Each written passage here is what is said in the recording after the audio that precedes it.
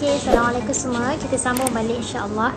Okey, antara adab dan ilmu, okey, yang mana satu lebih utama kan. Okey, so isi sini anak dapatkan daripada pengajian Habib Ali. Okey, Habib Ali. Okay, so tadi anak dah bagi tahu dah daripada Imam Ibnu Al-Qayyim rahimahullah taala. Okey, Al-Imam Ibnu Al-Qayyim rahimahullah taala mengatakan seseorang itu kepribadiannya, kejayaannya dan kebahagiaannya akan dinilai daripada adabnya. Dan orang yang beradab kan, maksudnya orang yang beradab ni orang akan bernilai bahagia, akan bernilai orangnya akan dinilai berjaya, dan juga orang yang tidak adab akan dinilai kehancuran dan kebinasaan. So tadi Hana stop pada al-adabu qabla al-ilm.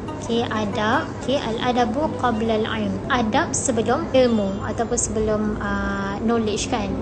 Akhlak sebelum knowledge, sebelum ilmu. Lepas tu kat sini dia katakan kenapa pentingnya adab ataupun akhlak sebelum ilmu kan. Kenapa kita punya para ulama mengatakan, kenapa para ulama kita mengatakan al-adabu qabla al-ilm. Kenapa adab dulu sebelum ilmu, sebelum knowledge? Kerana ilmu itu tanpa diiringi dengan adab akan cacat orang tersebut dengan ilmu. Maksudnya orang tersebut ada ilmu tapi dia tidak ada adab, seseorang itu akan nampak cacat dengan ilmu yang dia ada, sebab dia tak ada adab. Tetapi jika orang yang beradab dan berilmu, tetapi jika orang itu beradab tetapi dia tidak berilmu kan, dia nampak baik walaupun tidak dinilai alim kan, walaupun orang tersebut tidak dinilai alim tapi dia mempunyai akhlak yang baik, kita tak akan nampak dia punya cacat celah.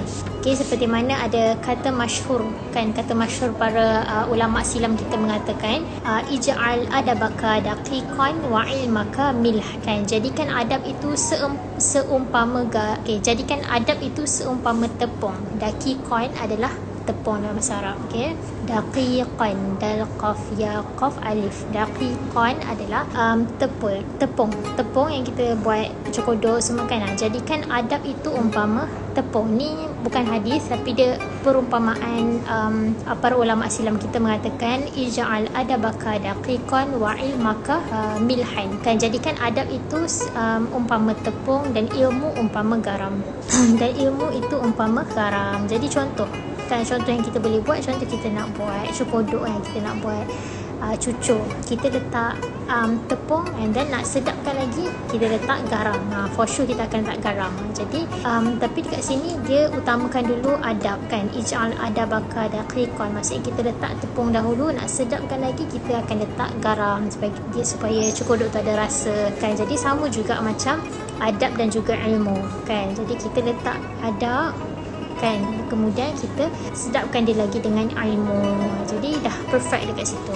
So insyaAllah apa-apa yang kita buat kan, Ana ada mention juga semalam, apa-apa yang kita lakukan dalam rutin seharian kita, daripada kita bangun tidur sampai kita nak tidur balik, kita kena ada adab. Contoh kita bangun tidur, kita kena ada adab bangun tidur. Kita nak ada bangun tidur, kita kena tengok balik, kita kena revise kan, orang cakap kita kena revise balik apa adab-adab ataupun sunnah kan untuk sebelum kita bangun tidur, semasa kita bangun tidur, kita baca doa, kemudian kita usap kita punya mata kan, kita punya muka kita usapkan, itu adalah sunnah Nabi SAW. Sambil usap muka kita baca doa yang telah ditetapkan oleh Nabi SAW, yang telah diajarkan oleh Nabi SAW. Dan kita bangun, kita sunnah untuk kita basuh kedua tapak tangan kita sebelum kita pergi ke toilet kan, kita basuh tapak tangan kita, dan kita buang hadas kecil kan untuk kita solat tahajud, dan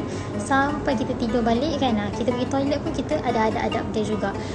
So dekat situ kita dah dapat pahala sunnah Nabi SAW sebab kita follow semua adab Nabi SAW. Yang kedua, kita akan dapat, cara kata kita dapatlah buat akhlak-akhlak dan adab-adab yang baik, supaya tadi kan ada Hana baca tadi orang yang ada adab ni kan dia akan dinilai berjaya, akan dinilai berjaya, akan dinilai bahagia. So kita nak jadi orang-orang yang bahagia, kita nak jadi orang yang berjaya, bahagia kan. So kita ikut adab-adab kan, seperti mana kita punya para ulama mempunyai adab yang baik kan, akhlak yang baik. Macam ni kita tengok ustaz-ustaz kan, syekh-syekh, maulana-maulana kat luar sana, saya selalu tengok diorang pergi majlis ke ataupun mereka keluar pergi mana-mana ke, mereka ada adab yang baik, yang sangat terpuji, yang bila tengok tersejuk je mata memandangkan. Especially saya suka sangat tengok Habib Ali kan, sangat cakap sangat sopan lah, walaupun rasa macam malu pula sebab pentingnya akhlak. Akhlak ni pun sama juga, kita kena tengok macam mana akhlak kita dengan ibu bapa kita, macam mana akhlak kita dengan para asatidah kita, macam mana akhlak kita dengan jiran kita, dengan orang-orang sekeliling kita. Walaupun mereka lebih muda daripada kita, still kita kena follow sunnah ataupun cara Nabi SAW kan. Tengok Nabi SAW, Nabi SAW dalam hadis ada mengatakan Nabi SAW hormat yang tua daripada Nabi SAW, dan Nabi SAW sayang orang sahabat-sahabat Nabi yang muda lagi daripada Nabi SAW. So akhlak ni adalah satu misi ataupun misi utama ataupun dasar utama dakwah Nabi SAW kan. Macam mana Nabi SAW dakwah kan. Kadang-kadang kita dulu masa Hana belajar kat madrasah, Ustazah selalu pesan kan, kita ni kadang-kadang malu nak berdakwah, masa nak bercakap ataupun tak berani nak cakap depan family, jangan buat ni, tak boleh buat tu kan. Tapi apa yang kita boleh buat dengan menunjukkan akhlak kita, sebab tu juga adalah dakwah. Macam kan, akhlak tu adalah salah satu, kita tunjuk akhlak yang baik adalah salah satu cara dakwah yang kita boleh tunjuk.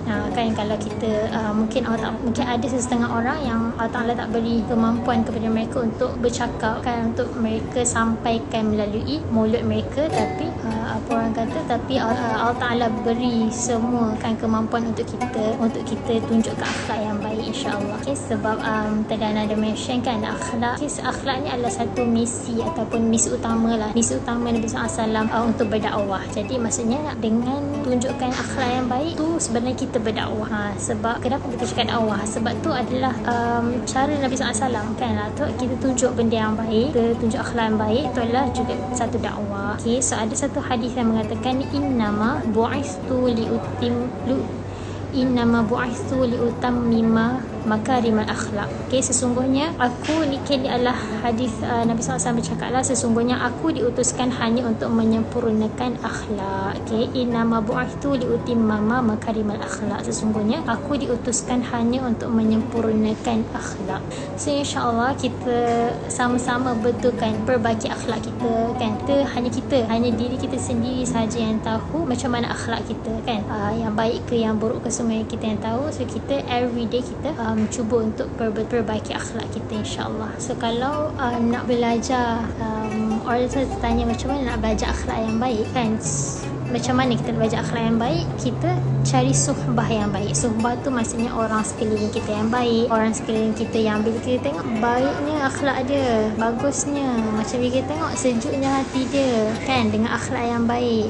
So insya-Allah kita betulkan kita punya circle kan, kita punya suhbah, kita punya kawan-kawan, kita check balik siapa kawan kita, siapa kawan baik kita, siapa kawan terdekat kita. Tu menunjukkan akhlak kita sebenarnya. Okay, kalau kita rasa macam sahabat-sahabat kita ataupun orang-orang sekeliling kita selalu mengeluarkan kata yang kesat ataupun tidak hormat sesama sendiri, tak hormat dengan kita kan, tak hormat pada kita, tu bukanlah kawan yang menunjukkan akhlak yang baik. So insyaAllah untuk kita dapatkan akhlak yang baik, kita cari dulu sahabat-sahabat yang baik kan. Kita tengok kanan kiri, atas bawah, depan belakang kita, siapa sebenarnya kawan yang baik kan. Jadi kita rapat dengan mereka, kita eratkan silaturahim dengan mereka.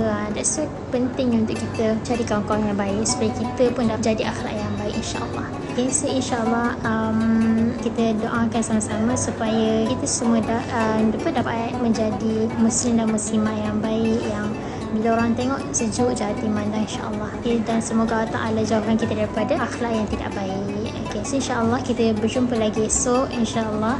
Yang baik hanya daripada Allah SWT, dan yang Apa yang Hana tersalah cakap hanya daripada kebukaan Hana sendiri. Okay, Hana ambil mana yang baik je, yang tak baik tinggalkan. Okay, insyaAllah. Okay, subhanakallahumma bihamdik, nasyhadu an la ilaha illa anta, nastaghfiruka wa natubu ilaik. Subhana rabbika rabbil izzati amma yasifun. Wassalamun ala mursalin walhamdulillahi rabbil alamin. Okay, assalamualaikum warahmatullahi wabarakatuh.